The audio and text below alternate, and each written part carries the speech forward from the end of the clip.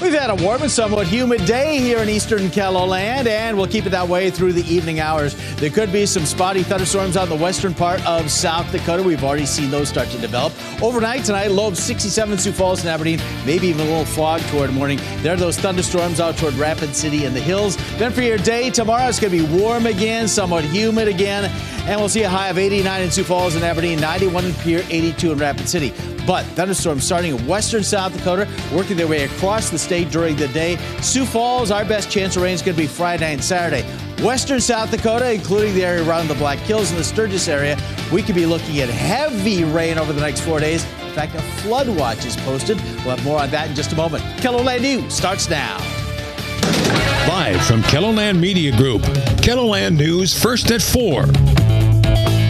A suspect involved in a standoff in Sioux Falls wanted for several cases of stolen vehicles. Plus, we hear from health officials about how to protect yourself from the tick that could make you allergic to meat. And later, how hunters and fishers can help each other out this weekend at the outdoor campus in Sioux Falls. Good afternoon, and thanks for tuning in to First at 4. I'm Dan Santala. And I'm Kelly Volk. We're learning more information about the standoff at Pioneer Spray Park yesterday afternoon. The Minnehaha County Fugitive Task Force was trying to serve a warrant on 20-year-old Matthew Hill. Authorities say he threatened to shoot law enforcement when they entered his apartment. Deputies left the building and asked for backup. Negotiators spent hours trying to get Hill to come out of the apartment. Police say at one point he struck their drone. Around 5 p.m., SWAT used pepper spray to get him to come out. Hill was arrested on several counts of assault against law enforcement. The warrants for his arrest include several cases of stolen vehicles. Police also say they found stolen guns in his apartment. A Sioux Falls man is in the Minnehaha County Jail accused of raping a 6-year-old girl. Court documents say 33-year-old Lesson Palmacano was at a friend's house on Saturday and was alone with 2 children when it allegedly happened. According to the affidavit, Palmacano claimed it was an accident. He's scheduled to make his first court appearance this afternoon. A 30-year-old Sioux Falls man is accused of chasing after 2 girls in the Whittier neighborhood. Police say the kids were walking in the area of 6th Street and Cliff Avenue when a man started following them. When they tried to run away, he started running too. Officers say when the girls got to their yard, the man tried to grab them. The girls got inside their home. Police say their dad noticed the man in the yard. Authorities say he lunged at the dad and threatened him with a shovel, but eventually left. Police arrested Tevin Terrell Smith on charges of enticing a child and simple assault. None of those charges are felonies, so we are not able to get his mugshot. Well, Kelly, there's going to be some chances for rain before too long. Yeah, but for now, the heat is back. Yeah, no kidding. You're on the road today at Groton, right? I spent a lot of time outside. I was feeling the heat, Megan.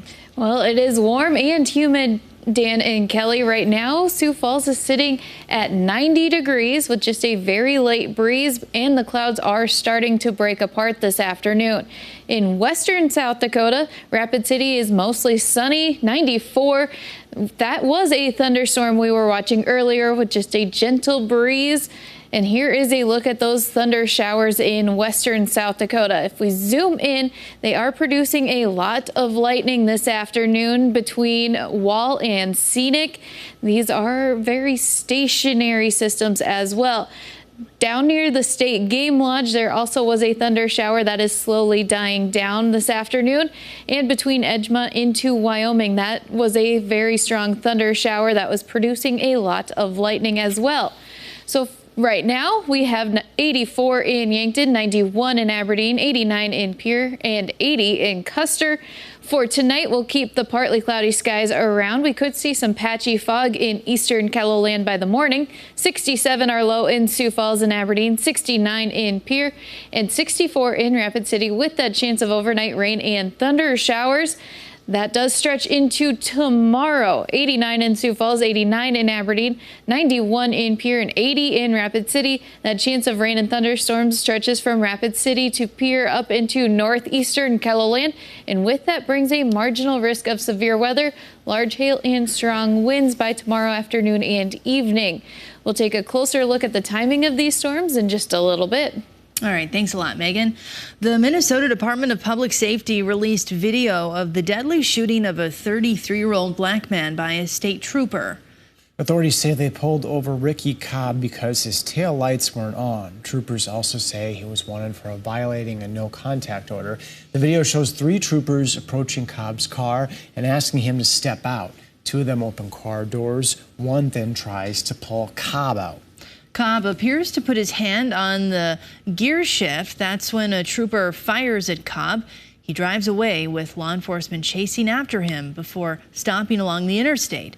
The troopers pull Cobb out of the car and provide first aid, but he died. Investigators say there is no indication that Cobb was armed. Iowa State quarterback Hunter Deckers is accused of gambling on Cyclone sports events, including a football game. He was charged yesterday with tampering with records related to an Iowa Criminal Division investigation into sports gambling.